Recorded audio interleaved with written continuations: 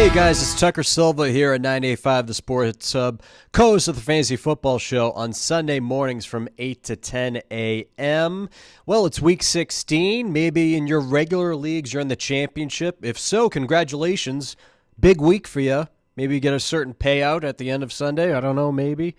But if not, maybe if you're not in the championship, you're more inclined to play some DraftKings this week, which is where I come in. I'm here to help you out and walk you through the NFL Week 16 slate. So let's get right to it. At the quarterback position, a few good expensive options this week. We have Lamar Jackson.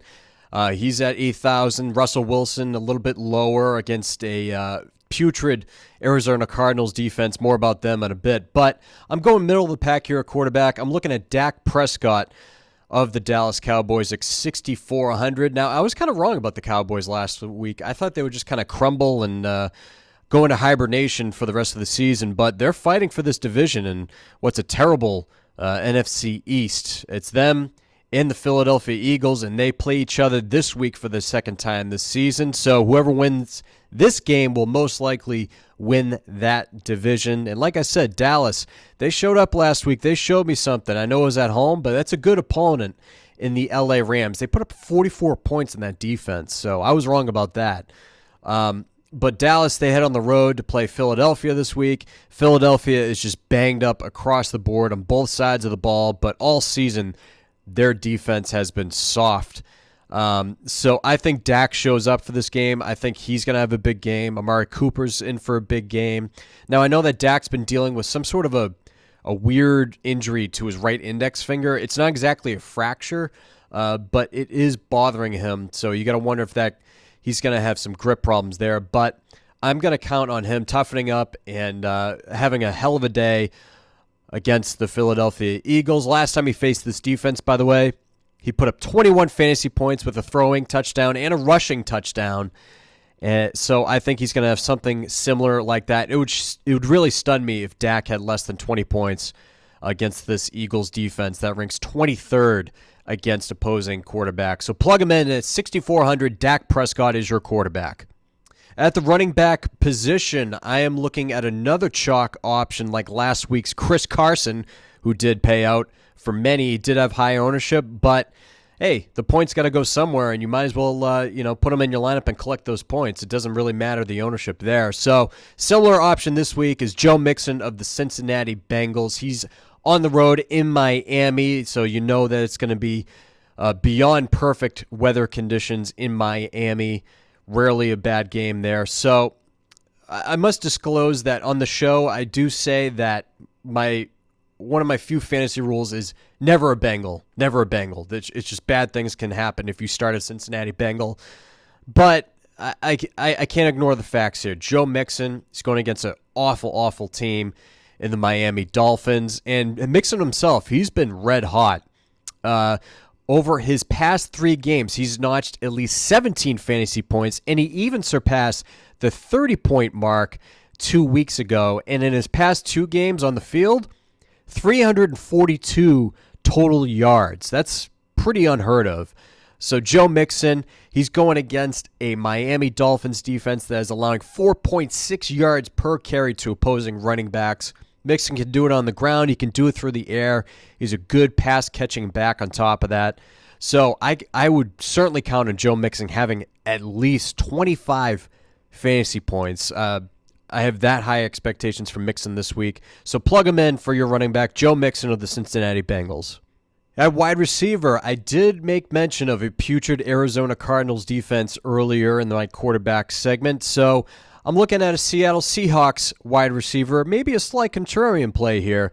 No, I'm not going to go for the more expensive option with Tyler Lockett, who finally bounced back last week. He could have a big game, but if you wanted to go with a cheaper contrarian option, I'm looking at rookie wide receiver DK Metcalf at 5,900. Now, the Cardinals, they have the worst pass defense in the league and not allowing 294 passing yards per game. So I'm looking at Metcalf. He's not only cheaper, but he's a bigger target than a Tyler Lockett in terms of height and physicality, really. And in his 5 of 6 last games, he has either surpassed 70 receiving yards and also notched a touchdown in each of those games. So he is steady Eddie in this past few games. Not really a boom player. He does have that potential, but not over his past 6 games. I expect somewhere in the range of maybe 15 to 20 points, somewhere in that range, no more than that. But still, at that price tag, that could be a key to a winning lineup for you in Week 16. So DK Metcalf at 5,900, plug him in at your wide receiver position. At tight end, you know me, I like to spend cheap at tight end here.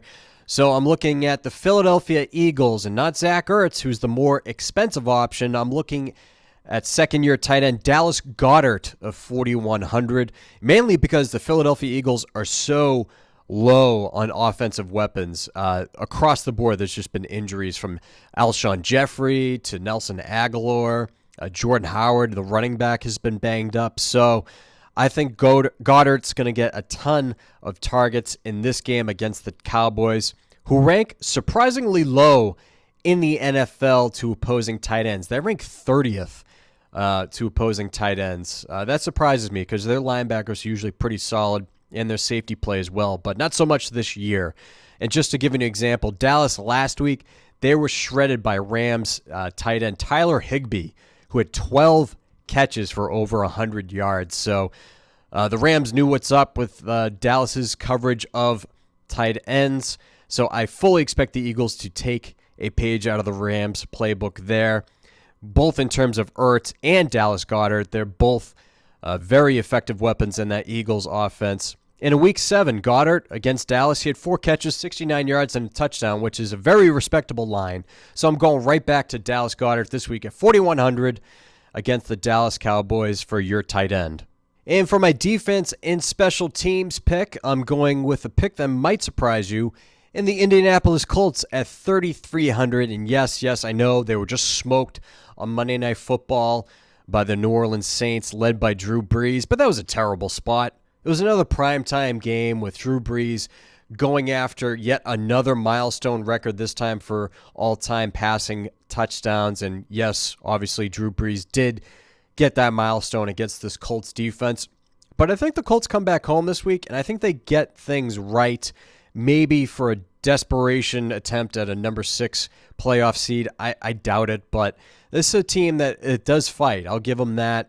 So they come back home, and now they're facing a rookie quarterback in Will Grier of the Carolina Panthers, who will be making his first career NFL start. So that's a tall task going against a defense like this in the Colts on the road in that dome that should be super loud.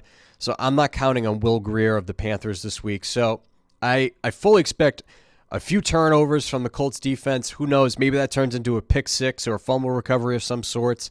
I think they're going to in the double digits for you on DraftKings, mainly because of a score. I fully see that coming. So at 3,300, plug in the Indianapolis Colts against the Carolina Panthers at home in that Indianapolis Dome. So that's it for your Week 16 DraftKings picks. And just a reminder that there are 3 games on Saturday this year. It's that time of year for the NFL, so there will be some players missing that you would typically see in your Sunday pool for DraftKings. So you got to be extra selective for your contest. So that's it for Week 16. For more tips and advice, you can always listen to the Fantasy Football Show on 98.5 The Sports Hub on Sunday mornings from 8 to 10 a.m. with myself, Tucker Silva, and Mike Lockhart. So we'll see you again next week, everybody. It will be a little bit earlier next week because of the Christmas holiday, but I'll get you covered. I got you covered for Week 17. So until then, good luck.